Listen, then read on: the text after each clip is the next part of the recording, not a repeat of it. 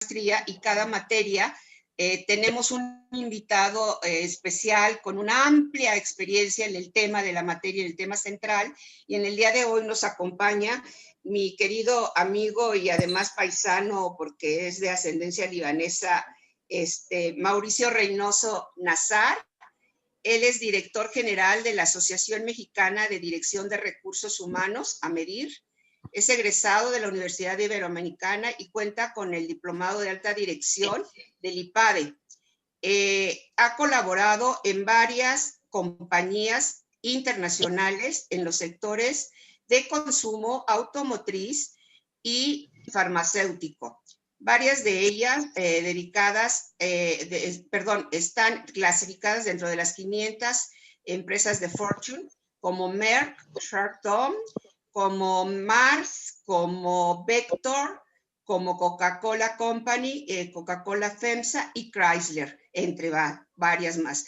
Cuenta de verdad, es una amplísima experiencia la que tiene mi querido Mauricio, y le aprecio mucho su disposición, porque tiene muchísimos compromisos como director de AMEDIR, y el día de hoy nos acompaña. Obviamente cuenta con más de 35 años de experiencia como líder en prácticas empresariales de cultura, cambio, liderazgo, gestión de talento, diseño organizacional, engagement, y como mentor de Endeavor también apoya a empresarios en los sectores financieros y de marketing analytics. Pues Mauricio, no te robo más tiempo, le doy las gracias a la doctora Durán y a Juan Pablo Calderón, que nos están acompañando, y a todos los alumnos de la maestría que se unieron a esta charla, para que disfruten y aprendan mucho de ti. Gracias, Mauricio. Adelante. Al contrario, muchas gracias, Marta. Encantado de estar aquí esta tarde y espero efectivamente que lo que vamos a platicar pues que sea de interés para todos, y si no, pues ya después nos ponemos de acuerdo y seguimos tomando un café. Eso es lo de menos. Pues bien, este es probablemente de los temas que más me apasionan y que no pierde actualidad. Yo creo que lo que he preparado para compartir esta tarde con ustedes tiene más como propósito invitarlos a la reflexión y quizás tomar algunas ideas para que puedan enriquecer sus propias estrategias de cambio, pero en términos generales es más para propiciar la reflexión y al final una buena conversación, o en el momento en que ustedes quieran me avisan y nos detenemos para comentar algo que estemos compartiendo en ese momento. Entonces, yo quisiera empezar con algunas reflexiones a nivel individual que creo que son muy relevantes, sobre todo por lo que estamos viviendo hoy. Si se dan cuenta, si reflexionamos un poco en lo que somos también como seres humanos y personas, yo creo que compartirán conmigo esta gran conclusión. El cambio está en nuestro ser por naturaleza. De fábrica lo traemos ya como parte de nuestro ser. Entonces, es algo que a veces perdemos de vista y dejamos de notar que constantemente estamos cambiando. Y no solo me refiero a aspectos fisiológicos, sino también mentales, actitudinales, el entorno. Es un constante cambio y la verdad no lo reflexionamos lo suficiente, o bien a veces también nos resistimos a un cambio sin darnos cuenta de que nada es estático. Preferimos generalmente aferrarnos a lo conocido y lo familiar. De ahí surgen expresiones como zona de confort, y lo que buscamos generalmente es estabilidad, seguridad y certeza, lo cual es válido, ¿no? Ya desde las muy iniciales teorías de necesidades como la de Maslow, se hablaba de que esta era la predominancia en el ser humano, asegurar lo básico y ya después entrar en temas sociales, que también es parte de la naturaleza humana y la realización, etc. Sin embargo, la verdad es que cuando nos enfrentamos a entornos tan diferentes, dinámicos e inciertos como el de ahora, como que son temas de adversidad, que son temas que nos cuestionan incluso en nuestra vulnerabilidad, la fragilidad, etcétera, pues eso ya es parte de un guión cotidiano, y esta sería una gran primera reflexión que quisiera compartirles con ustedes esta mañana. El cambio es naturaleza humana, el cambio lo tenemos constante, el cambio es dinámico y todo se está moviendo constantemente. Cuando hablamos de zona de confort y que las personas preferimos estabilidad y certidumbre, me encontré con esta expresión de Nelson Mandela, de los más grandes líderes que ha dado la historia reciente de la humanidad. Y fíjense a qué extremo puede llegar el sentirnos ya cómodos dentro de una rutina, cuando todo es predecible, cuando percibimos que las cosas no cambian y que hay cierta certidumbre o predictibilidad, como decía yo, respecto a lo que va a suceder. Él llegó a expresar acerca de, una vez que salió de Robben Island, donde estuvo preso más de 20 años, llegó a expresar esto: siempre he encontrado el cambio y la incertidumbre difíciles de aceptar. Incluso abandonar Robben Island, no obstante lo gris y triste que fue estar ahí tanto tiempo, me pareció complicado. Una parte de mí se resistía, no sabía lo que el futuro me iba a deparar. ¿Qué conclusiones sacamos de esta expresión de alguien que vivió en condiciones extremadamente duras? No sé si han visto documentales del espacio en el cual él estuvo preso, pero es una celda extremadamente pequeña. Les recomiendo mucho, por cierto, la película Invictus, si no la han visto, protagonizada por Morgan Freeman, haciendo el papel de Nelson Mandela. Es una película extraordinaria en términos de inspiración, de liderazgo, pero también ahí muestran, como otros documentales, el espacio en el cual este buen hombre vivió tantos años preso. Pero el punto aquí es, ¿en qué extremo podemos caer los seres humanos de aceptar un entorno de estabilidad que no nos enfrente a la vulnerabilidad, sino que ya nos dé cierta predictibilidad y como sentimiento de que estamos controlando nuestro entorno, que hasta una condición tan adversa y difícil como estar preso puede ya considerarse una, entre comillas, normalidad? Eso es un extremo importante, muy importante. Pero bien, el momento que estamos viviendo y lo que ustedes puedan reflexionar respecto a los grandes cambios que han percibido en su vida a nivel personal, profesional, familiar, social, etcétera, en cualquier ámbito, lo importante hoy es cómo nos estamos sintiendo, qué fortalezas o qué temores estamos percibiendo hoy para enfrentar esta realidad. Pero más importantemente es cómo nos preparamos para el corto y mediano plazo. Trabajando para diversas organizaciones, pues he tenido la oportunidad de experimentar cambios desde algunos que se podrían considerar relativamente sencillos de implementar, pero otros tremendamente sofisticados, complejos, de largo plazo. Siempre el factor importante en una gestión de cambio, por supuesto, es el individuo y considerarlo como el factor número uno para el éxito o no de un proceso de cambio. Y vamos a ver por qué y vamos a ver en qué elementos sostengo yo lo que les acabo de afirmar. Cuando yo empezaba a hablar de lo siguiente que les voy a presentar, no hubo no uno, dos, sino hubo varios alumnos que lo percibían, o personas con las que platicaba sobre el tema, que incluso dentro de la misma compañía en la que yo trabajaba, que lo veían más como un ejercicio teórico. Cuando empezábamos a hablar, y seguramente ya lo han tocado, no voy a extenderme mucho en esto, el mundo VUCA o VICA, ya en su traducción al español, pues se veía como un ejercicio teórico, estarán de acuerdo conmigo quizás. Pero yo estaba como muy convencido de que empecé a manejar esto, particularmente en la última compañía donde estuve como en mi vida corporativa, que es Merck Sharp & Dohme Farmacéutica. Hablábamos de esto por lo que estábamos percibiendo en la región latinoamericana. Una alta volatilidad, gran incertidumbre, complejidad y ambigüedad en diferentes mercados. Yo como responsable de la función para América Latina, pues tuve que manejar en ese momento un mercado predecible como el mexicano en ese momento. Le estoy hablando de entre 2011 y 2017.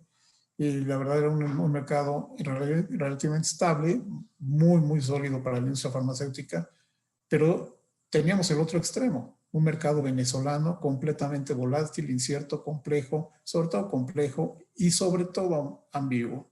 Entonces, las estrategias tenían que ser diferentes para uno y otro mercado, teniendo entre uno y otro extremo mercados también difíciles como el brasileño, que ha tenido también sus etapas de altibajos, el argentino, que ha tenido sus etapas de altibajos, un mercado también muy estable, predecible y y de gran evolución, como el chileno, etc. Cada mercado con diferentes condiciones. Una sola estrategia no podía ser aplicada, teníamos que actuar localmente pensando globalmente. Pero hoy yo creo que esto trascendió. Y lo que nos trajo el 2020 es una realidad, incluso hasta a nivel cotidiano, personal y familiar, de estos 4 componentes, incluso en la vida familiar.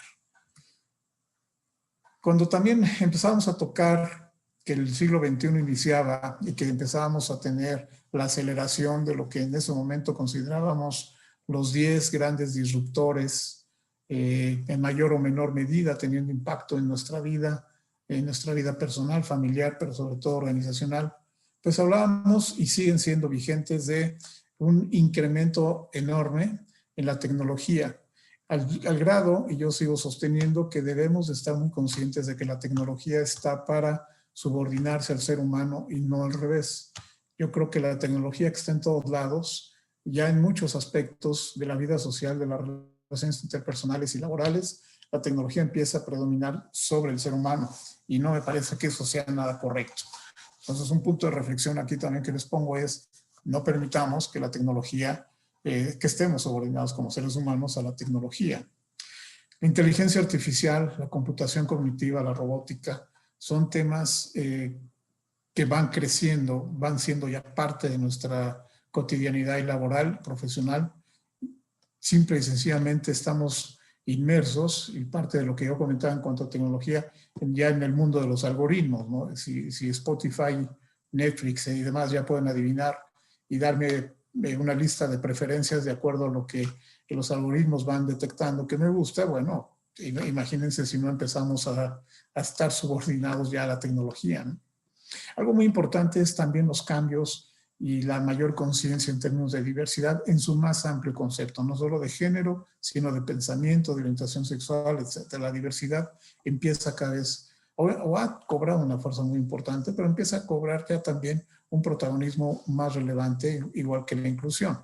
Y una diversidad muy, muy trascendente, como lo vamos a reflexionar también, es el cambio generacional y cómo la diversidad generacional se da en la vida general de las organizaciones. La explosión del trabajo colaborativo. Simplemente un ejemplo, los WeWork. Este es probablemente de los cambios más importantes que hemos experimentado. Yo tuve la oportunidad de trabajar en oficinas extraordinariamente elegantes, con una vista extraordinariamente espectacular, trabajando para Coca-Cola, por ejemplo, probablemente las mejores oficinas allá en Polanco, una torre preciosa, inteligente, pero también tuve la oportunidad de trabajar para una compañía como Mars, donde ni siquiera el CEO tiene una oficina o tiene un cubículo, ni siquiera la familia Mars tienen una oficina, un cubículo cerrado, no. Ahí es totalmente una oficina abierta, espacio colaborativo, y hoy esto ya es cada vez más común. Seguramente conocen ustedes organizaciones que han venido rompiendo ya las paredes, los muros, para abrirse a espacios donde la gente tenga esa posibilidad de colaborar ya de manera más directa. En Mars, por ejemplo, la compañía que les comento para la cual trabajé, ahí disfruté muchísimo el trabajo colaborativo, es decir, no tener una oficina y poder estar en contacto con mi jefe, con mis colegas, con mis colaboradores, tomar decisiones rápidamente, informar, comunicar y, por qué no, hasta divertirnos sanamente también y disfrutar del trabajo, se vuelve un gran beneficio que acelera un clima organizacional más sano. Todo tiene su tiempo, todo tiene sus condiciones, todo tiene sus reglas, por supuesto, pero no perdamos de vista que eso, para mí, es algo que sí llegó para quedarse. Las redes y la amplia capacidad de conexión, otro gran disruptor en nuestra vida, y que vaya influencia que está teniendo incluso en términos de comportamientos. Yo creo que ahí estamos todos muy conscientes de que implica una enorme responsabilidad. Sustentabilidad, por supuesto. Las carreras de largo plazo en las organizaciones también cambian por la diversidad generacional. Los trabajos que empiezan ya a ser impactados y ser vulnerables a la automatización desde mediados de los 80 con mayor fuerza. Les voy a platicar una experiencia al respecto. Lo que yo llamaría el tsunami de información. Es impresionante la capacidad que existe hoy de almacenamiento de datos. No en balde el concepto Big Data, que incluso para mí ya se queda hasta corto, porque es tal la cantidad de información, datos, que nos podemos perder fácilmente en un mundo que a la larga hasta nos pueda fastidiar y en el que nos podamos extraviar. Por eso la ciencia de datos hoy cobra mucha mayor relevancia y vamos a tocar también ese tema como uno de los grandes cambios que estamos experimentando. Y por supuesto la concientización ecológica, este tema de el calentamiento global, de separar la basura ya en algo más doméstico, todo ese tipo de temas que van incrementando en las nuevas generaciones, sobre todo, afortunadamente, ya vienen con esa conciencia ecológica de mayor cuidado del entorno y el ambiente. Pero aquí que aparece el gran disruptor, el nunca bien recibido y totalmente inesperado virus que hoy ha vuelto loco a todo el mundo, excepto quizá Nueva Zelanda, que creo que ya hasta están yendo a los estados de rugby, porque allá sí supieron manejar la crisis de una manera muy inteligente. Sin embargo, bueno, el resto del mundo, y particularmente países como el nuestro, no hemos tenido la suficiente fuerza e inteligencia como para enfrentar una crisis que apareció completamente inesperada y que llegó verdaderamente a generarnos y acelerar muchos cambios y adoptar y a retarnos también como individuos en nuestra capacidad de adaptabilidad, de resiliencia, de entender lo que está pasando a nuestro alrededor y seguir sobreviviendo y seguir creciendo. Eso es lo importante del trabajo a través del tiempo, ¿no? La naturaleza del trabajo, por supuesto, va cambiando rápidamente. Por cierto, si no lo han leído, es una lectura un poco densa, pero vale la pena y no es un libro que haya surgido con el COVID. Se llama El Cisne Negro. Echen un ojo, una leída o compártanlo entre ustedes y van compartiendo ahí los diferentes planteamientos que se dan en ese libro. Se los recomiendo mucho porque el COVID-19 es un cisne negro, algo totalmente inesperado que mueve completamente las circunstancias que habitualmente teníamos. Es como ese tema que comentaba Nelson Mandela, estábamos muy habituados a una rutina, a levantarnos, tomar el auto o el transporte público, ir a nuestro trabajo, salir del trabajo, regresar a casa, tener algún almuerzo con algunos amigos, compañeros de trabajo, en fin, ya teníamos toda una rutina establecida. Hoy eso está totalmente quebrado y estamos aprendiendo a vivir en una nueva realidad. Regresando a este tema de la naturaleza del trabajo y cómo ha cambiado rápidamente, yo empecé a trabajar cuando la automatización empezaba a tener auge también, a mediados de los 80s, trabajando para Chrysler, que fue mi primer trabajo formal y que además considero realmente mi universidad, porque ahí aprendí muchísimas más cosas ya prácticas que las teorías que la universidad nos va enseñando a nivel de licenciatura. Bueno, la automatización me tocó vivirla muy, muy de cerca. El cambio de procesos manuales de hojalatería, pintura, ensamble de autos, de camiones, de motores, a procesos automatizados con la robótica ya en el sitio, en la planta. El 50% de los trabajos fueron reemplazados, pero aquí es muy importante que tengamos esto presente. No es que desaparezcan las oportunidades de trabajo. Lo que cambia es el diseño del trabajo. No es que la persona vaya a perder su trabajo, es que tiene que adaptarse y cada uno a nivel individual tenemos que adaptarnos al cambio, tenemos que estar listos para el cambio. Es una responsabilidad individual. Y lo que yo viví muy joven, muy en mis primeras etapas de carrera ahí, fue eso precisamente. Y yo estaba como responsable de planeación de recursos humanos en Chrysler y me tocó manejar programas de entrenamiento de quienes antes eran hojalateros, soldadores, etcétera, convertirlos en técnicos, en controladores programables, enseñarles a través de diferentes entrenamientos controles estadísticos de proceso, a manejar incluso matemáticas básicas. Fue cambiar completamente el diseño del trabajo y una evolución para ellos como personas y profesionales. Eso es lo que sucede cuando los procesos se mejoran en ese sentido. De ahí pasamos a la digitalización. Se proyectan hasta 20 a 50 millones nuevos trabajos globalmente y eso ya lo estamos viviendo, de hecho. Yo les podría decir que hace 10, 15 años no había científicos de datos.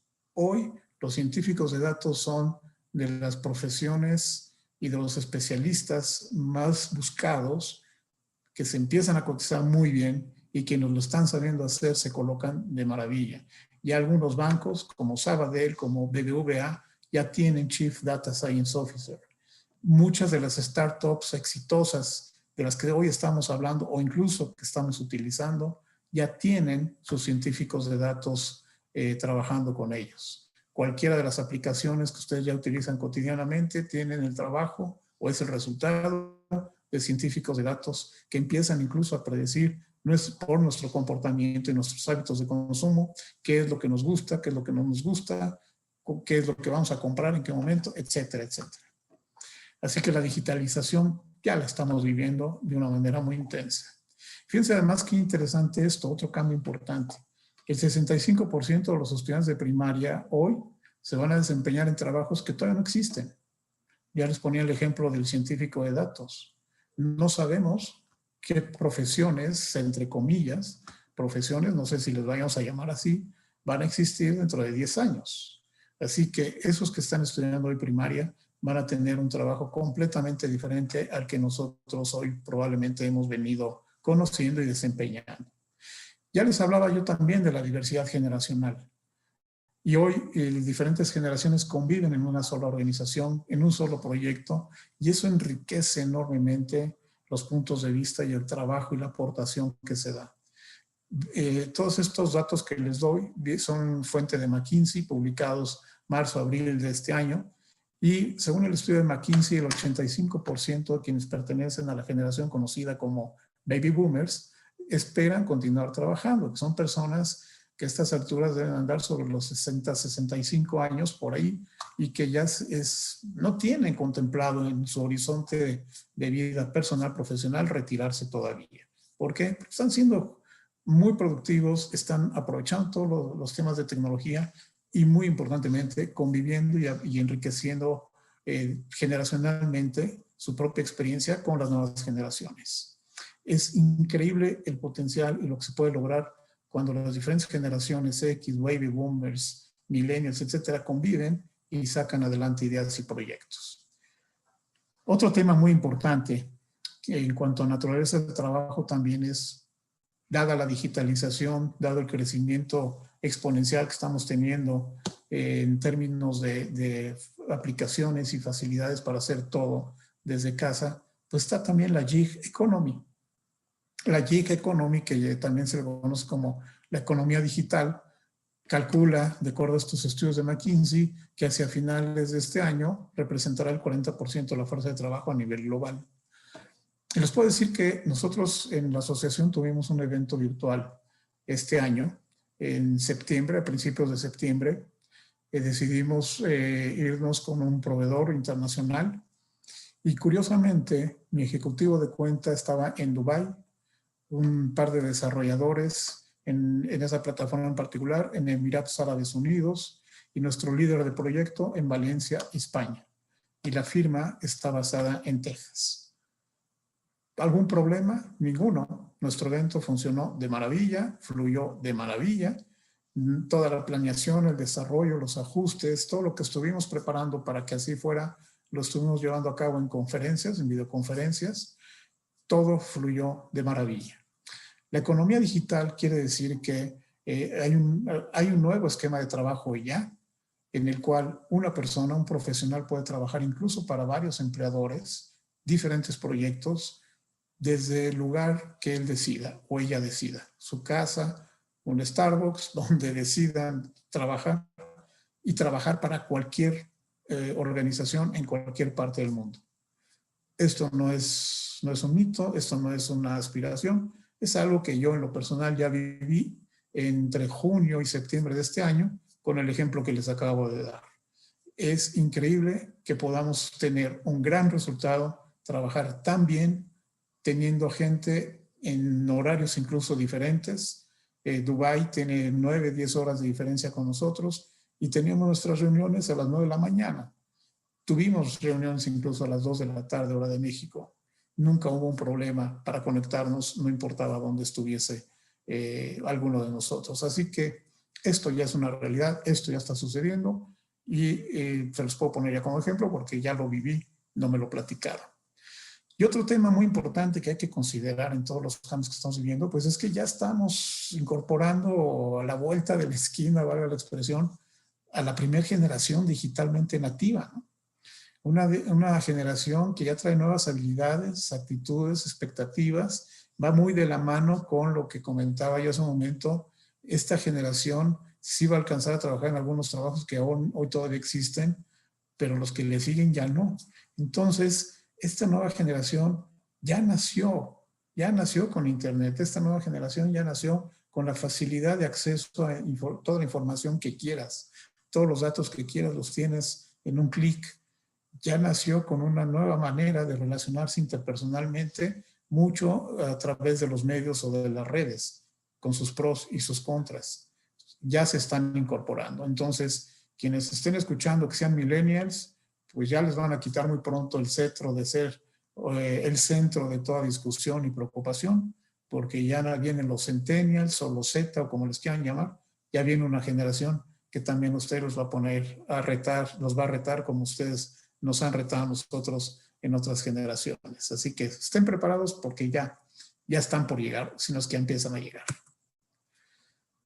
Quiero compartirles 4 variables que a mí en mi carrera me han servido muchísimo. Esto lo empecé a manejar a raíz de una conferencia que escuché en su momento.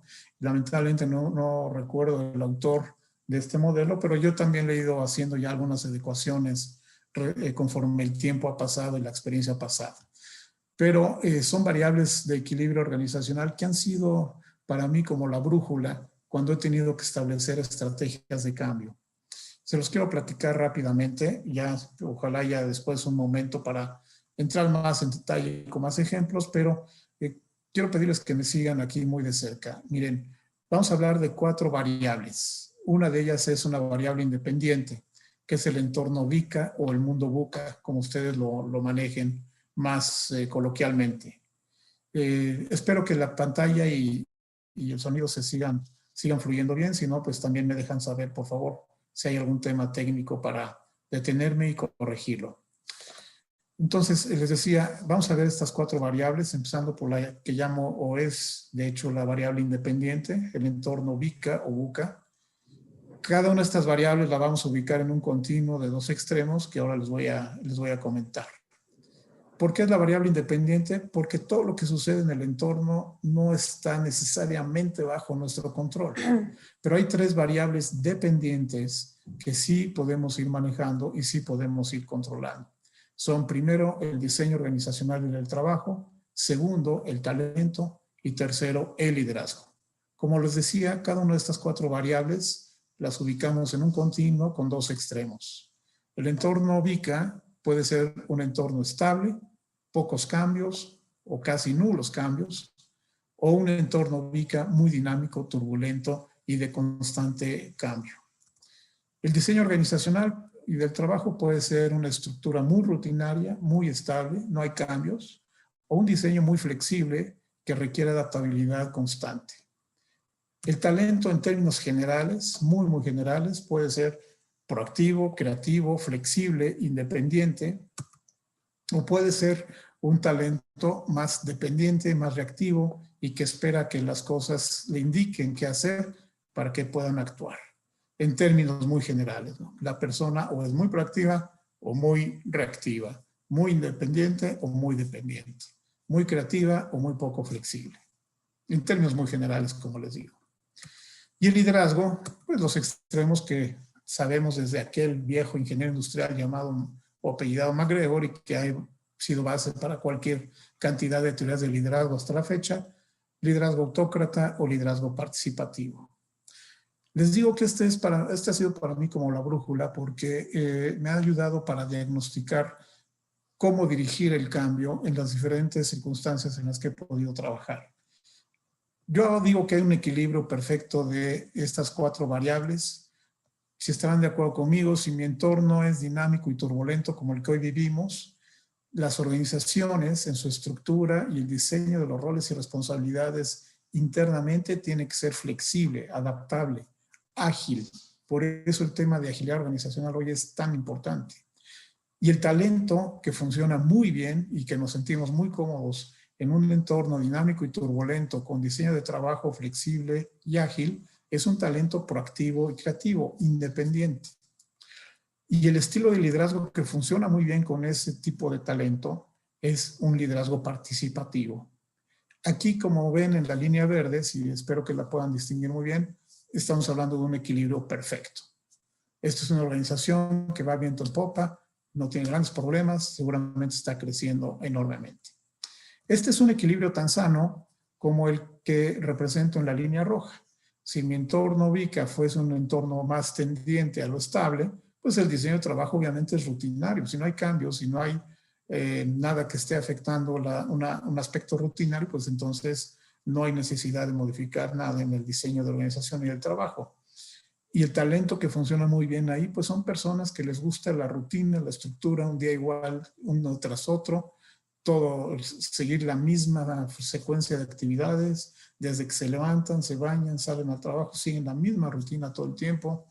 Y el estilo de liderazgo que funciona muy bien con ese tipo de personalidades, pues es un liderazgo autócrata, un liderazgo de una supervisión muy estrecha, estilo capataz. Pero ese también es un equilibrio perfecto si la variable independiente así nos lo está pidiendo o exigiendo.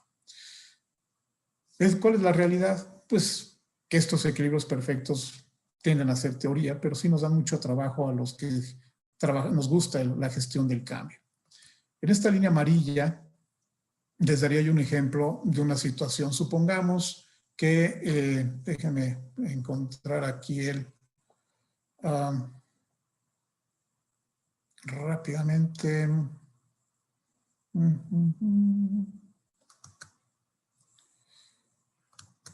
Supongamos que tenemos un entorno dinámico, un mundo VICA dinámico y turbulento, pero fíjense que aquí ya empieza a haber una brecha. Debería de ser una línea recta para el ángulo recto que estamos buscando. Y aquí ya hay una brecha con respecto al diseño de trabajo y organización que tengo en esta empresa en particular. El equilibrio debería seguir como lo estoy señalando ahora, a este nivel. Talento proactivo y creativo. En este diagnóstico la empresa está más hacia lo reactivo que hacia lo proactivo en el conjunto de su talento. Y el estilo de liderazgo, aunque tiende un poco más a ser participativo, no está allá, está sí alejado algo de lo autócrata, pero tampoco está en equilibrio con lo que mi variable está pidiendo. ¿Sí? Espero que me estén siguiendo en la idea que les quiero compartir. Por lo tanto, si yo trazo aquí la línea ideal, muy cercana a lo verde, empiezo a encontrar las brechas que me van a guiar en mi estrategia de cambio. Lo mismo sucede en otro caso, por ejemplo, en la línea azul. Si mi entorno es totalmente estable, pero mi diseño de trabajo, bueno, ya tiende a ser un poco más lejano a lo rutinario, aquí empiezo a tener un desequilibrio. Y además, si eso le agrego que he contratado gente muy talentosa, proactiva, recreativa, etcétera, pues aquí ya de entrada les puedo anticipar que voy a tener una alta rotación, porque este tipo de personalidades no aguantan trabajos rutinarios en entornos tan estables y en los cuales no pasa nada. Y además, si a eso le sumamos que el liderazgo tiende a ser más autócrata que participativo, pues aquí hay una brecha tremenda entre los líderes, el talento que supervisan y coordinan, y el diseño del trabajo y organizacional en el que están colaborando. Seguro esta organización, con un diagnóstico como lo marca la línea azul, sería una organización con un muy alto, pero una muy alta rotación. Yo lo que les quiero comentar aquí es, sabemos que la variable independiente es el entorno. Estoy seguro que están de acuerdo conmigo, que estamos viviendo un entorno dinámico y turbulento que exige esta agilidad organizacional. Repito, por eso estamos hablando mucho de ello, diseños de trabajo diferentes, por eso el trabajo remoto hoy ha cobrado tanta fuerza, el trabajo colaborativo, nuevas estructuras de organización. Todos esos son cambios que se han venido acelerando en estos 7 meses, que quizá algunas organizaciones ya los tenían, pero algunas probablemente los tomamos por sorpresa. Y el diseño de trabajo y organizacional son procesos, tecnología, métodos de medición, etcétera. Todo eso abruptamente se aceleró hacia el cambio, buscando ser lo más flexible y adaptable dada la circunstancia que estamos viviendo. La gente que ya traía una fortaleza proactiva, creativa, etcétera, pues no tuvo mayor problema en adaptarse a estas circunstancias. Quienes han venido sufriendo, entre comillas, sufriendo, pues es la gente que ya estaba muy habituada a la rutina, a una estructura muy establecida de trabajo, y es la que ha tenido dificultades y la que más emocionalmente se ha visto comprometida en este proceso de cambio. El factor más importante cuando ustedes quieren hacer una gestión de cambio está aquí, en el liderazgo. El liderazgo es el elemento por el cual cualquier estrategia de cambio inicia y termina. Tiene éxito o fracasa. El liderazgo es el primero que debe abrazar y tener la visión de un diagnóstico, cómo tiene que equilibrar el talento que constituye su organización con la estructura de su organización y el diseño de su trabajo, entendida como roles y responsabilidades, tecnología, procesos, etcétera, como ya lo comentaba, para enfrentar lo que el entorno nos está poniendo enfrente. Antes, esto en un ejercicio de planeación estratégica, pues era mucho más sencillo también, entre comillas, porque sin COVID, pues hacíamos un plan a 2, 3, y a veces nos aventábamos hasta pensar en 5 años y hacer un plan estratégico para el crecimiento a doble dígito de nuestra organización, etcétera, que necesitábamos aprovechar del entorno, que teníamos que ir incorporando poco a poco en términos de estructura de organización, demanda de talento, procesos, introducir SAP o cambiar nuestra forma de facturación, la NOM, etcétera, lo que fuese, la tecnología que fuese. ¿Cómo íbamos a ir desarrollando nuestro talento y cómo nos íbamos a ir desarrollando como líderes? Pues hoy todo eso se aceleró y las organizaciones que han tenido mayor dificultad ante este entorno que estamos viendo hoy son las que tenían un desequilibrio tipo azul, por ejemplo, o cualquier otra combinación que ustedes puedan dibujar. Tomen esto para que lo puedan dibujar en su propia realidad y lo puedan seguir y hacer un diagnóstico de su propia situación. Pero el mensaje clave aquí que les quiero también transmitir, además de lo que ya hemos platicado, es cualquier gestión de cambio nace y muere con el liderazgo. Ahí está el éxito o no de su estrategia de cambio. Los líderes de negocio, los líderes de talento, los que nos dedicamos a la gestión de talento, debemos de trabajar proactivamente para enfrentar la disrupción y desde hoy definir el futuro del trabajo en México, que definitivamente no es como empezó este año. No vamos a tener definitivamente esa realidad como la que teníamos a principios de este año. Vamos a amanecer el 2021 muy cerca de como estamos hoy todavía, pero ya espero y confío que hacia mediados del segundo semestre del próximo año ya entremos en una realidad de mayor convivencia social, laboral, profesional, pero con un entorno y unas formas de trabajo muy diferentes a lo que veníamos manejando hasta enero, febrero de este 2020. Aquí el tema es cambio y transición. Y les quiero comentar, perdón, antes de esto, les quiero comentar un caso. A mí me tocó trabajando para Mars un cambio muy importante, pero muy importante. En su momento, ya lo puedo comentar, porque pues esto fue hace más de 10 años. En su momento le llamamos Proyecto Troya.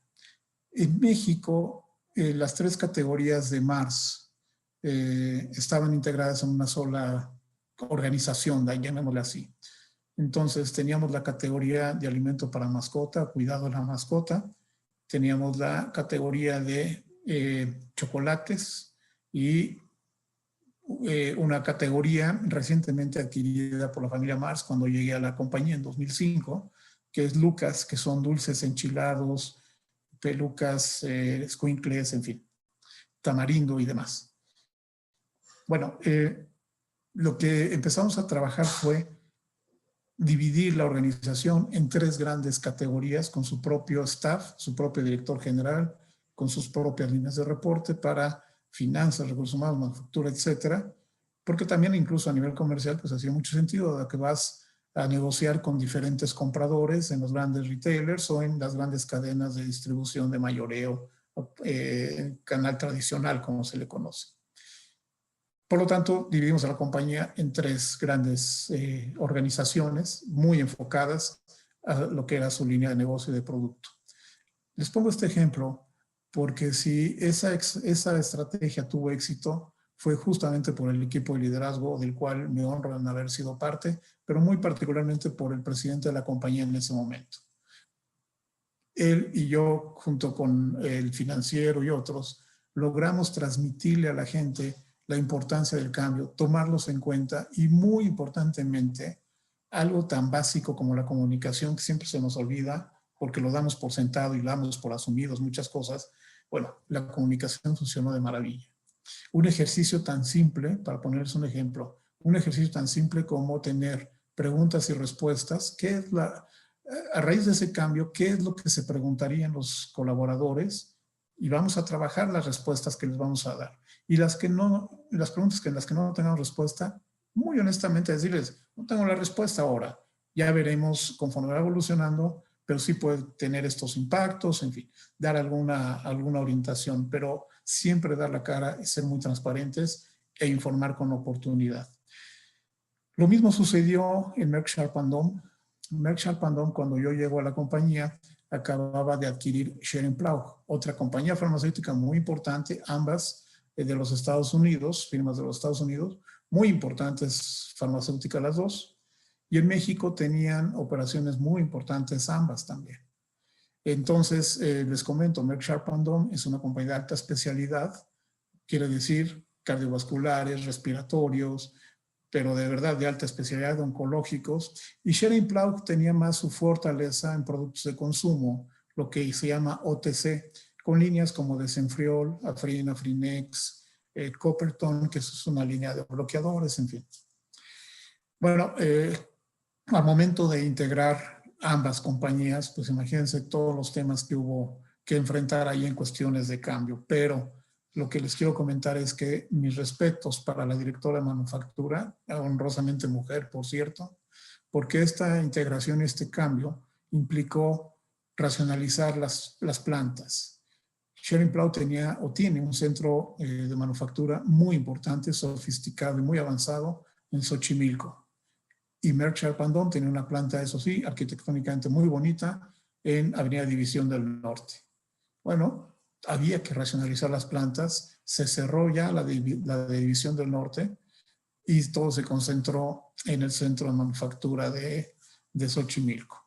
Pero a lo que voy es, desde el momento en que se tomó la decisión, se empezó a comunicar a la gente de la planta de División del Norte lo que iba a suceder, se ofrecieron incentivos para los que se quedaran, todo el apoyo, toda la orientación y todas las oportunidades si deseaban reubicarse al centro de manufactura de Xochimilco, y que fuese decisión de la gente quedarse o no quedarse. Y si no se quedaban, súper bien tratados; si se quedaban, igualmente muy bien tratados, y mantener su trabajo en el nuevo lugar. Pero les estoy hablando de que esto se empezó a comunicar 1 año y medio antes, o 2 años antes de que se cerrara esa planta. Y cada mes se le informaba a la gente cómo iba el proyecto, cómo iba el proceso. Porque cerrar una planta de producción de medicamentos, se imaginarán que requiere muchísimo trabajo, es un decomiso muy importante, hay que cumplir una serie de regulaciones y leyes muy estrictas, por lo tanto se requería mucho tiempo para poderla dejar completamente deshabilitada. Comunicación fue la clave, liderazgo fue la clave, cercanía del líder con su gente, empatía, comunicación, y eso es invaluable en un proceso de cambio, tomar en cuenta a la gente. Por eso quiero hablar de cambio y transición, porque una cosa es el cambio y otra cosa es la transición. El cambio es anunciar: a partir del próximo lunes se cierra esta oficina, bye, hasta luego, que les vaya muy bien. Ese es el cambio. La transición es lo que generalmente no se toma en cuenta en una estrategia de cambio. La transición es considerar las emociones que provoca eso, las implicaciones, las consecuencias que ese cambio trae en todos los aspectos. Y la transición es lo más importante al pensar y planear en una estrategia de cambio. El cambio es muy sencillo. La transición es lo más complejo, porque implica además, entre otras cosas, las emociones en las personas. Y la primera pregunta que hay que contestarnos, bueno, perdón, en términos de cambio y transición, la primera reacción de la persona cuando tú generas un cambio es el sentido de pérdida, hay un cierre, hay una desconexión emocional, es un dejar ir, ok, bueno, ya las cosas se acabaron, me desconecto, pierdo totalmente interés, empiezo a pensar en otras cosas, vuelvo a lo básico, si seguimos la jerarquía de necesidad de Maslow, me regreso a lo básico, a lo mejor ya andaba en cuestiones de realización, pues no, este cambio me lleva a lo básico, la gente se desenfoca. La segunda reacción es una zona neutral, muy caracterizada por pasividad o apatía. Vamos a ver qué pasa, sería la característica. Y conforme las personas vayan superando esto, la tercera reacción puede ser un nuevo comienzo, no necesariamente donde estábamos, quizá cambiamos de aires o estamos pensando en otra cosa, o a lo mejor asimilamos la situación y le seguimos sacando provecho a ella. En cualquier caso, aquí el tema es responderle a cada persona qué hay para mí. La pregunta, ¿qué hay para mí? En inglés le llaman what's in it for me. Cuando sucede un cambio, la transición, entre otras muchas cosas, debe saber responder what's in it for me. Este cambio, ¿en qué me favorece? ¿En qué me afecta? Y esas respuestas tenemos que tenerlas muy claras desde antes de implementar nuestro cambio hacia la transición. Ténganlo muy presente. Si algo me ha funcionado en estrategias de cambio, es desde cosas muy simples como tener lista una relación de preguntas y respuestas más frecuentes, los Q&A, como dicen en inglés, preguntas y respuestas más frecuentes, con transparencia, con respuestas e información real, y reconociendo también que hay cosas que probablemente no podamos responder, pero con un compromiso de hacerlo cuando tengamos la respuesta. Pero la pregunta, ¿qué hay para mí en un proceso de cambio? Es fundamental tenerla respondida desde antes. Quiero tomar unos minutos para comentar también en función de lo que estamos viviendo hoy. Estas 5 R's que compartimos con McKinsey en una reunión por ahí de abril más o menos, abril o mayo de este año, sobre cómo estamos y en qué etapas nos estamos llevando este cambio y todos los cambios que la pandemia ha traído. Estas 5 R's inician con resolver. Lo primero que hicimos al enfrentar esta nueva e inesperada situación fue resolver de inmediato. ¿Qué tenemos que hacer? ¿Cuáles son los retos inusuales que estamos enfrentando hoy y que tenemos que satisfacer de inmediato? ¿Y cuáles fueron? Mantener la operación. ¿Cómo lo vamos a hacer? Todos a trabajo remoto. Oye, ¿cómo vamos a abastecernos? ¿Cómo vamos a manejar la comunicación entre nosotros? Bueno, pregúntenle a Zoom. Zoom como plataforma es la que mayor crecimiento ha tenido de marzo a la fecha por todos los que la estamos usando. Vino una segunda etapa, ya que estamos semi-acomodados y entendiendo esta situación de trabajar de manera remota o de no ir a trabajar en el caso de no esenciales en plantas de manufactura o en otros sitios. Bueno, la resiliencia es como empezamos a digerir lo que está sucediendo y actuar de manera más acorde a esa nueva realidad. El regreso, generar un plan detallado para un regreso escalonado, rápido, conforme el control del virus va evolucionando, se clarifican ciertos escenarios, podemos ir retomando algunas actividades, pero desde un punto de vista diferente a como lo teníamos a principios de año. La reimaginación es, bueno, esa próxima normalidad o esa próxima realidad, ¿cómo se caracteriza, no? Hay que ir integrando a las personas paulatinamente actividades de realidad prevista, considerar los cambios y las transiciones necesarias, en qué aspectos hay que reinventarnos, considerar lo que yo decía, considerar aquí a la persona y responderle what's in it for you, qué hay para ti, qué aprendimos de estas experiencias. Yo creo que todo cambio trae la gran oportunidad de ser experimentada como un aprendizaje. Es una experiencia de aprendizaje. Capitalicemos las lecciones que estamos teniendo hoy, en el aquí y en el ahora.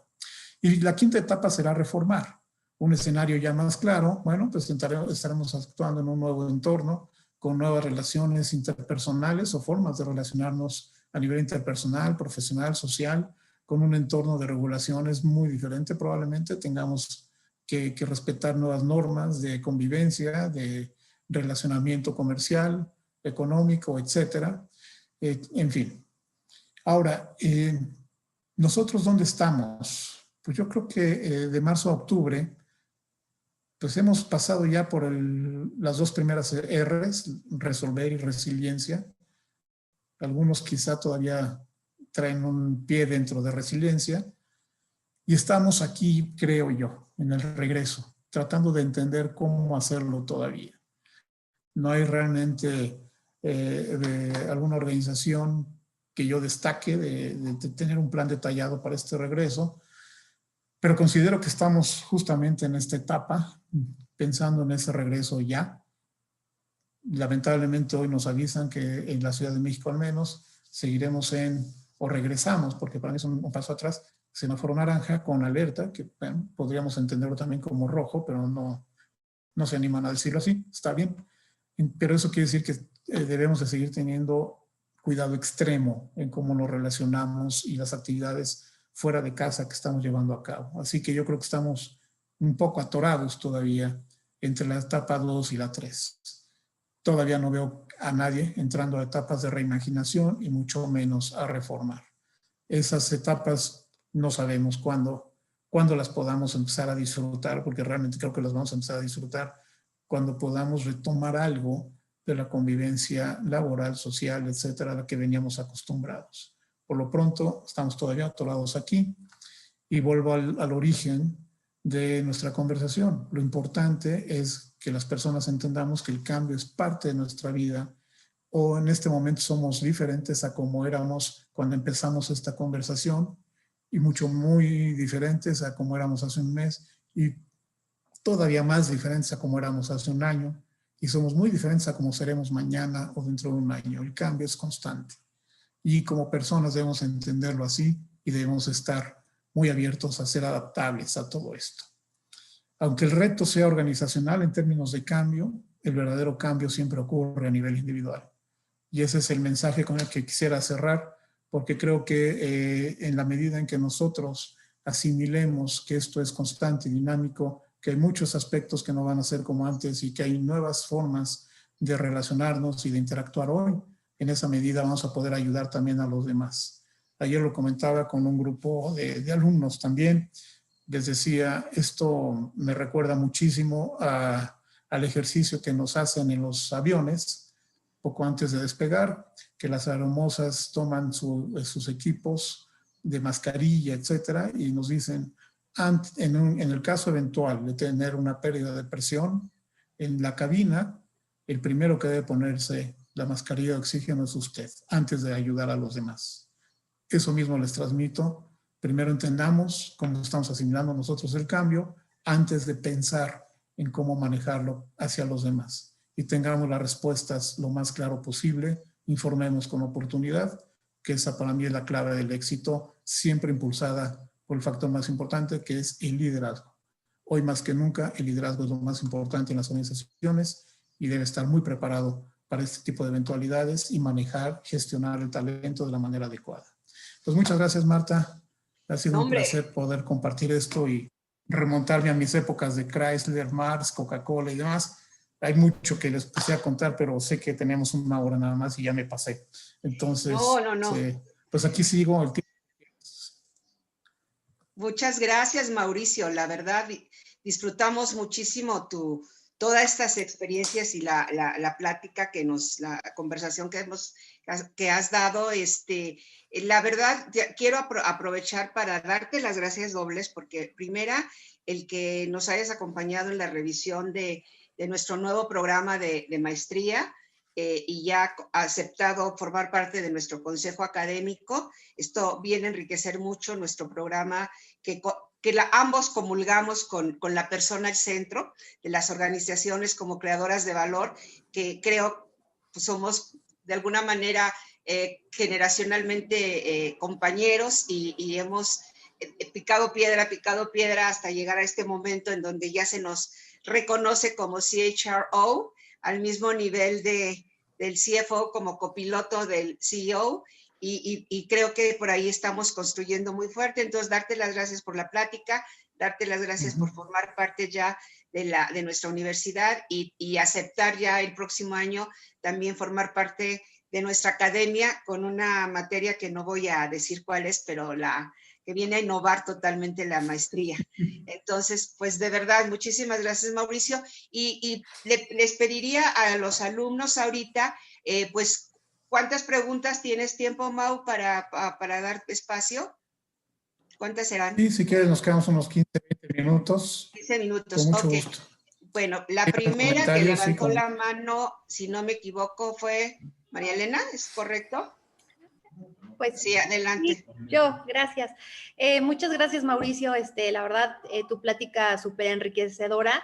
Yo trabajo en la industria farmacéutica y quisiera saber tu opinión acerca de cómo debemos empujar a la industria farmacéutica a un modelo más de innovación y creatividad, porque a veces, bueno, pues está muy arraigada, muy tradicionalista.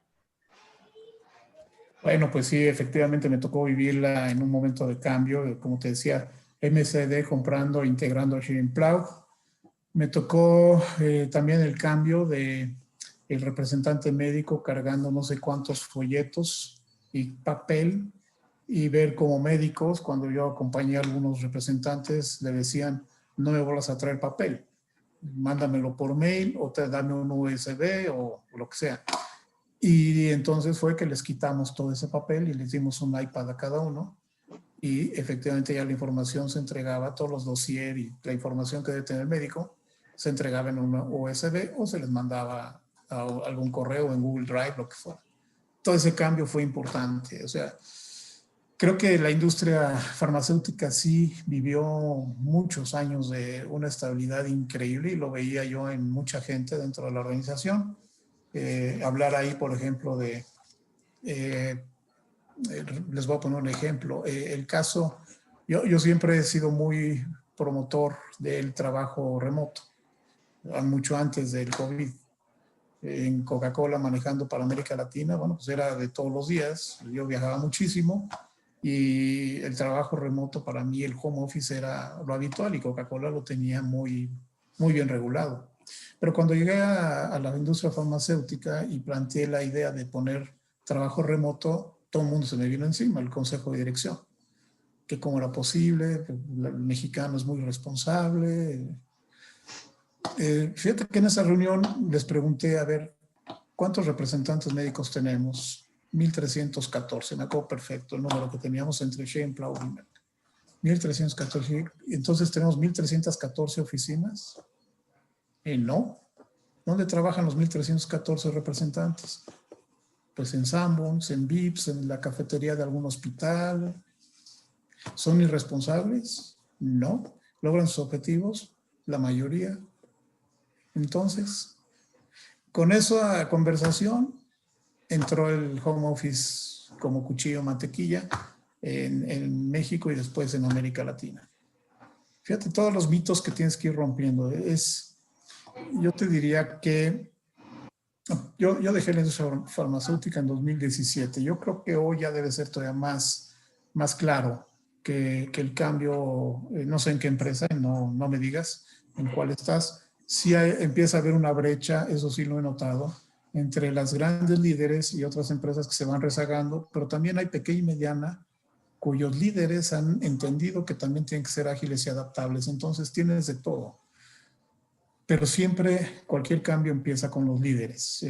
Yo te diría, hay que sensibilizar prácticamente en algunos casos, educar o reeducar a los líderes, los que toman la decisión. Por eso es tan importante que quienes estamos en recursos humanos y estamos gestionando talento, hoy que ya estamos sentados a la mesa de dirección tomando decisiones importantes respecto a la gente, empecemos a poner estos puntos sobre las IES. Hay directores generales que ya se dieron cuenta de que la oficina no agrega ningún valor y sí quita mucho dinero si es que el edificio no es tuyo, o aunque sea tuyo, estás pagando mucho en otro tipo de cosas. Entonces ya el financiero les dijo, oigan, pues si seguimos en trabajo remoto nos vamos a ahorrar tanto dinero. Ese es el idioma que entienden, ¿no? Entonces, mira, se están dando los resultados y nos podemos ahorrar 3 pisos.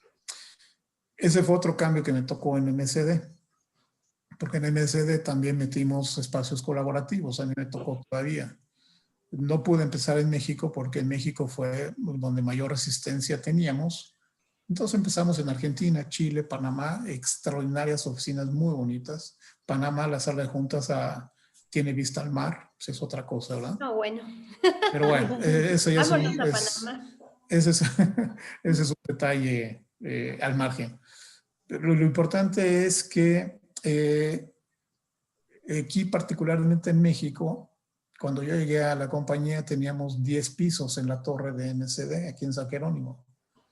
Cuando estábamos 3 pisos y vieron lo que nos íbamos a ahorrar al dejar de rentar 3 pisos de esa torre, pues inmediatamente el Consejo de Dirección dijo, ¿dónde firmo? ¿No?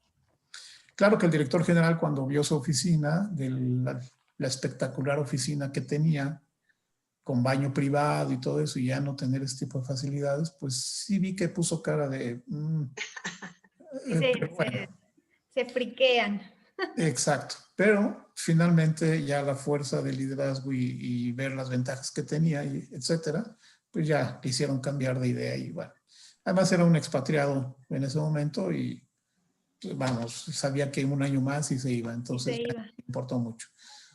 Pero empieza todo con el liderazgo, Marilena. Hay que trabajar mucho con ellos, muchísimo. Por eso hay que quitarnos todo lo transaccional, si es que alguien todavía lo tiene. Quítenselo encima lo más pronto posible, meter sistemas.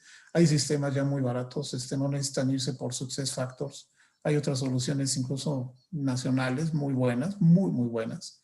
No necesitas un Ferrari como ese para que te quites eso transaccional y entres ya a la estrategia misma. Hoy que sí nos están pidiendo la opinión y que hagamos cosas muy estratégicas con la gente, con el talento, la conexión, la comunicación en el trabajo remoto, el liderazgo efectivo, en el ambiente virtual, etcétera. Ya no perdamos esa influencia y quedémonos ahí. Perfecto. Muchísimas gracias. Gracias, Mauricio. ¿Quién más levantó la mano? Me parece que Pablo. ¿O Liliana? ¿Liliana también? ¿Quién primero? Pablo y Mario. Yo. Bueno. Adelante. Bueno, gracias, Mauricio, por tu charla. Una pregunta un poco específica. Digamos, mencionabas eso como, y he leído en libros de management, esto de, digamos, nosotros que estamos en el área de dirección de personas, de alguna manera anticiparte a las competencias y al tipo de liderazgo requerido hacia el futuro, ¿no? Y ir preparando, digamos, tanto en tus búsquedas como en los programas de desarrollo, ir preparando el talento hacia las competencias que van a venir, ¿no? No sé si haya algún libro, o digamos, siempre fue algo que me interesa, y creo y estoy de acuerdo con la premisa, pero me resulta muy complejo poder anticipar cuáles son las competencias del futuro, especialmente en un contexto tan buca como el que estamos viviendo ahora, ¿no? Entonces, no sé si puedes referirte un poquito a eso y también si hay alguna técnica o algún libro o algo a lo que podamos acudir para orientarnos. Gracias. Con mucho gusto. Mira, Pablo, yo te diría que lo que viene en este momento como para recomendarte en libros, mira, aquí tengo varios, al rato busco alguno y le paso a Marta alguno que te pueda recomendar. Bueno, te dan muy buena estructura para ir visualizando el cómo manejar una planeación de la demanda de talento y cómo ir diseñando estructura de organización y diseño de trabajo en función de cómo va evolucionando también. Lo cierto es que hoy eso te puede quedar en este momento como una buena referencia. Yo lo dejaría en este momento por cierta temporalidad a un lado y me enfocaría más y le sugeriría más, por ejemplo, bajar, no es comercial, pero hay muy buena información. Bajen la aplicación de McKinsey, por ejemplo, que está publicando y está investigando constantemente tendencias de hacia dónde vamos, etcétera. La aplicación de McKinsey es muy accesible y suscríbanse a sus papers. Hay mucha información gratuita, no necesitas pagar. Ya estoy suscrito. Bueno, pues es una muy buena fuente. Otra muy buena fuente que también hemos trabajado mucho de cerca y Marta los conoce muy bien, EY. Sí. Con EY se están haciendo cosas muy interesantes, muy interesantes. En la asociación hemos hecho 4 o 5 webinars y en este momento también tenemos una vinculación importante con EY porque su área de consultoría de capital está investigando y está proyectando y está viendo tendencias.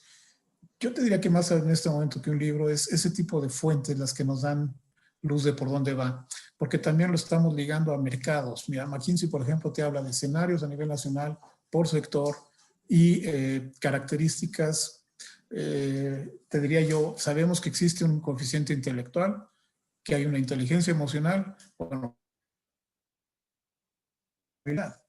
que son las competencias que hoy debemos de tener para entender este mundo volátil, incierto, complejo y ambiguo que estamos viviendo. Y una de las competencias indispensables que debemos de tener hoy es esta capacidad de pensar estratégicamente, o sea, ir más allá de lo obvio, más allá de lo evidente.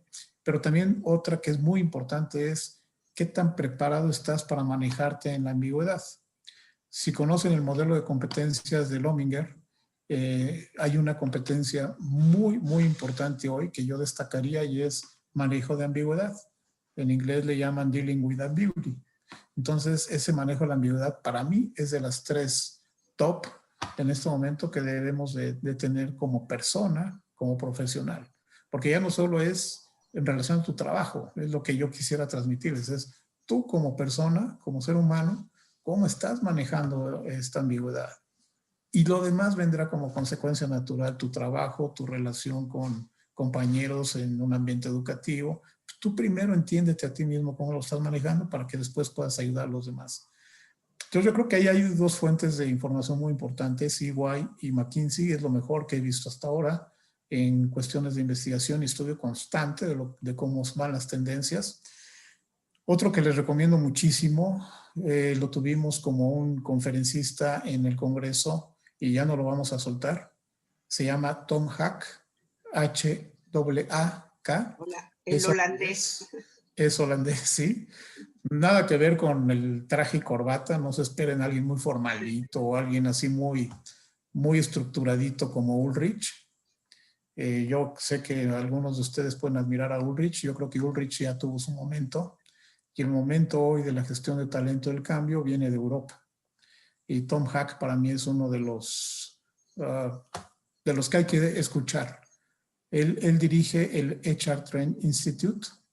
Les sugiero también que se suscriban para que les esté llegando los papers que ellos publican, tendencias, análisis de los diferentes modelos que hay de recursos humanos y cómo algunos los destrozan y otros los enriquecen. Por ejemplo, Tom Hack dice, algo que tienes que bajarle ya es a la procesitis que tenemos en recursos humanos, ¿no? Todos son procesos y nunca nos ponemos a pensar si realmente la empresa lo necesita o no. Pero como el proceso está de moda y ya lo están haciendo en Pfizer y yo soy Abbott, bueno, pues me lo traigo, ¿no? ¿Cómo voy a quedar atrás? Oye, ¿lo necesitas? No. Dice Tom Hack, no saben cuántas veces he escuchado a los directivos decirle, oye, recursos humanos, regrésame mi tiempo, ¿no? Me estás quitando mucho tiempo con tus procesos y llenarte formitas y cosas esas. Cuando no le ven valor agregado a lo que haces, cámbiale o cuestiónate, ¿no? Entonces Tom Hack trae ese rollo, pero te habla también de tendencias, ¿no? Y muy humano, por cierto. Una de las tendencias que él habla para salir adelante de esta crisis es no perder la capacidad de ser amables.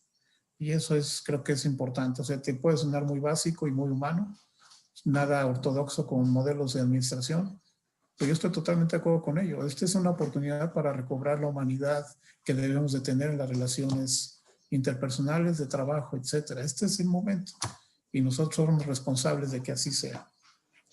Los líderes ya lo están viendo así, entonces agarrémonos de esa. La gente, los líderes en su gran mayoría, platicando con el presidente de Volaris, te puedo decir, un directivo muy duro, muy estricto, muy exigente, hoy muy preocupado por su gente. Y ve Volaris dónde está con respecto a Aeroméxico, y ya no digamos Interjet, ¿no? Volaris financieramente está sana, todas las complicaciones del mundo, por supuesto, pero es la que financieramente y en cuestión de ambiente ha salido mucho mejor librada de esta crisis. Ya están volando, ya están yendo a Estados Unidos, están abriendo rutas. El líder entendió el momento, se acercó a la gente y mira, ahora sí que están volando en grande. Sí. Ay, muchas gracias, Mauricio, y me emociona porque justamente en las empresas que mencionas tenemos egresados de la maestría y efectivamente creo que esta pandemia nos vino a ubicar en el ser para hacer y Volaris ya tiene varios años que trae esa cultura centrada en la persona y la verdad los resultados se ven con maravillosos. Entonces, muchas gracias por tu respuesta. Una última pregunta. ¿Quién de ustedes, no sé si Roberto o Liliana o Angélica, que también veía que se levanten la mano? Si no, a ver, ¿quién desea la última pregunta? ¿No? Entonces, Juan Pablo, no sé si gustes comentar algo ya para agradecerle a Mauricio y luego le damos su reconocimiento, si eres tan amable, Juan Pablo. Sí, Marta, muchísimas gracias. Simplemente, Mauricio, decirte que ha sido una delicia escucharte. Yo soy del área de marketing, entonces escuchar a gente con tu vasta experiencia y compartiéndonos todo esto, la verdad es que me parece pues extraordinario. De veras te agradezco mucho el tiempo que nos dedicas, particularmente a nuestros alumnos, porque todo esto enriquece enormemente la formación justamente centrada en la persona, diálogos entre personas, formación hacia la persona. Entonces, pues muchísimas gracias, Mauricio, no me resta de veras más que agradecerte en nombre de la universidad, a todos, por supuesto, por su atención, y de nuevo me disculpo por el tema de la cámara, pero pues bueno, he estado muy atento y escuchándolos, y ojalá y pronto tenga la oportunidad de saludarlos en persona, y gracias también a ti, Marta. Al contrario, gracias por aceptar la invitación, Juan Pablo. Y Encantado. si es tan amable, Braulio, para hacerle entrega pública de su reconocimiento, a reserva de que se lo demos personalmente. Entonces, muchísimas gracias. Aquí lo tienes. Espero que lo subas a tus redes para que vean que Por ya supuesto. estás colaborando con nuestra universidad. En nombre de la Universidad de Anáhuac, el presente reconocimiento al maestro Mauricio Reynoso Nazar por su excelente plática sobre gestión del cambio en empresas globales. Y pues yo digo que un aplauso virtual, pero muchísimas gracias, de verdad. No, gracias. Ha sido un placer estar con ustedes y ojalá en algún momento podamos hacerlo personalmente otra vez. No, ya definitivamente que nos permita este dicho ya regresar un poco a podernos, nosotros que somos de capital humano, que somos los más cálidos, nos tienen aquí castigados a distancia y solo por televisión. Pero muchísimas gracias. Le agradezco también aquí a la doctora Araceli Durán. No sé si quieras comentarle algo al maestro Mauricio. Claro que sí, Mauricio. Yo quería darte las gracias porque fue muy enriquecedor para la materia. Estamos reforzando muchas cosas que hemos visto y de verdad te lo agradezco mucho porque fue una manera muy ágil de recapitular muchas de las cosas que hemos visto. Muy amable de tu parte por tu tiempo, tu conocimiento y tu experiencia. Muchísimas gracias a tus órdenes también. Pues, mi querido Mauricio, un placer como siempre y seguimos en comunicación para los proyectos conjuntos. Gracias. Claro que sí. Seguimos en contacto, tarde. Que tengan buen fin de semana. Gracias a todos. Igualmente, hasta gracias luego. a todos, chicos. Muy bien. Bye. Muchas gracias. Gusto en verlos. Gracias, Juan Pablo. Hasta luego. Hasta luego. Hasta luego, gracias. Gracias. Bye.